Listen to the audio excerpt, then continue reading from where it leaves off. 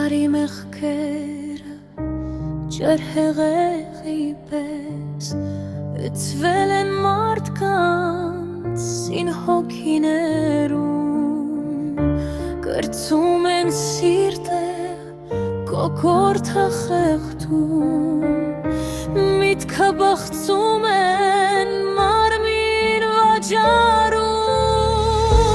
թե նորից գույսը Հիսուսին ծներ, մեղավոր մարդը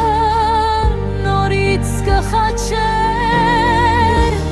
ու հետո նորից մեղքերի համար